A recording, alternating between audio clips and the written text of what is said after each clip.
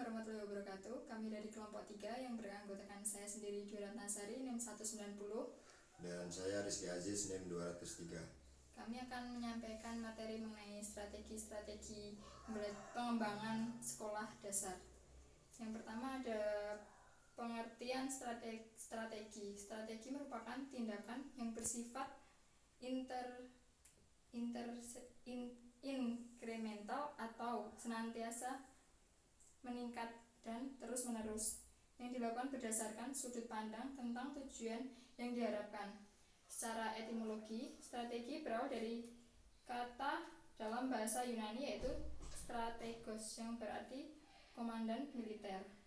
Pada zaman demokrasi Athena, pada awalnya kata ini dipergunakan untuk kepentingan militer saja, tetapi kemudian berkembang sebagai bidang yang berbeda seperti strategi bisnis, olahraga, misalnya sepak bola dan tenis, catur, ekonomi, pemasaran, perdagangan, manajemen strategi, pendidikan, dan lain-lain.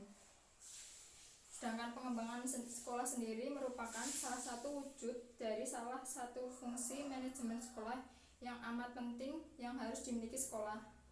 Pengembangan sekolah wajib dibuat oleh semua SD, baik yang termasuk kelompok rintisan, potensial, nasional maupun internasional. Strategi-strategi pengembangan sekolah. Dalam pengembangan sekolah dapat menggunakan alur strategi sekolah. Dalam mengembangkan sekolah ialah yang pertama adalah melakukan analisis lingkungan strategi dengan menggunakan metode analisis dengan membandingkan antara kondisi pendidikan saat di sekolah dan pendidikan yang diharapkan atau kondisi ideal.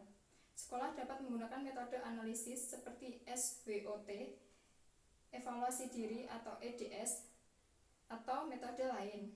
Yang kedua, menggunakan indikator standar nasional pendidikan atau SNP yang akan dianalisis. Yang ketiga, menemukan kesenjangan antara kondisi nyata dan kondisi ideal yang diharapkan. Yang keempat, mengkelompokkan program-program sekolah yang terdeteksi dari kesenjangan berdasarkan skala prioritas.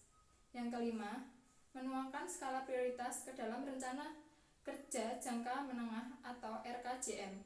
Yang keenam, menguraikan RKJM secara operasional ke dalam rencana kerja tahunan atau RKT.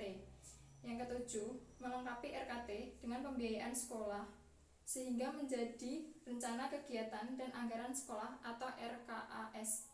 Yang kedelapan, melakukan pemonitoran untuk mengetahui sejauh mana ketercapaian tujuan dan hasil dari berbagai yang direncanakan sekolah dan evaluasi berupa pemantauan, pengawasan, dan evaluasi.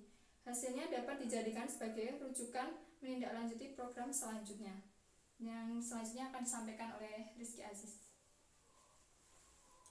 Yang selanjutnya yaitu pengertian strategi menurut Bapak Anies Baswedan. Bapak Anies Baswedan menyampaikan 3 strategi pengembangan.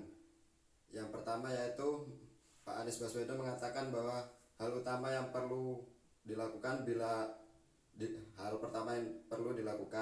bila guru hebat, maka sekolah, siswa, dan lingkungan pun juga akan hebat. Seorang guru dapat berperan penting dalam membuat suasana belajar di sekolah menjadi menyenangkan. Mengapa begitu? Seorang siswa akan menyukai suatu mata pelajaran bukan karena buku teks pelajaran, melainkan sosok guru yang dapat membawakan suasana menyenangkan dalam proses belajar mengajar. Yang selanjutnya yaitu strategi kedua dalam mengembangkan pendidikan adalah memperkuat peran orang tua. Orang tua itu adalah pendidik terpenting yang paling tak tersiapkan. Hal ini tidak boleh terjadi dalam dunia pendidikan, karena orang tua adalah yang utama dalam pembentukan karakter seorang anak. Oleh sebab itu, orang tua harus diperkuat perannya dan dapat terlibat dalam proses pendidikan. Dan yang terakhir adalah melibatkan para siswa sebagai upaya menciptakan suasana yang menyenangkan dalam proses belajar. Para pemangku kepentingan di bidang pendidik untuk bertanya pada para siswa mengenai proses belajar seperti apa yang diinginkan. Hal tersebut perlu dilakukan karena siswa yang menjalankan proses belajar yang baik bukan menginstalasi materi kepada siswa, melainkan menumbuhkan seluruh potensi yang ada pada siswa. Yang selanjutnya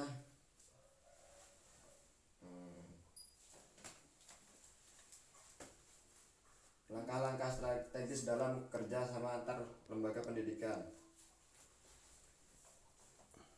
Langkah-langkah strategis dalam rangka kerjasama pendidikan antara lain sebagai berikut. Yang pertama, meningkatkan efisiensi dan efektivitas manajemen pendidikan baik di tingkat makro dan guru nasional dan daerah maupun pada tingkat mikro, yaitu lembaga pendidikan itu sendiri.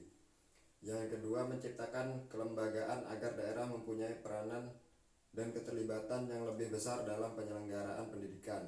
Yang ketiga, mendorong peran serta masyarakat termasuk lembaga sosial, kemasyarakatan, dan dunia usaha terutama industri telekomunikasi dan informasi sebagai mitra pemerintah dalam pembangunan dan penyelenggaraan pendidikan dasar. Yang selanjutnya, menyediakan fasilitas yang memadai agar peserta didik dapat tumbuh dan berkembang secara sehat, dinamis, kreatif, dan produktif.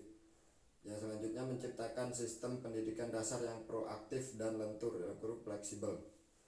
Yang selanjutnya, menciptakan suasana dan proses belajar mengajar yang mampu membangkitkan dan menumbuh kembangkan kreativitas dan inovasi serta minat serta semangat belajar.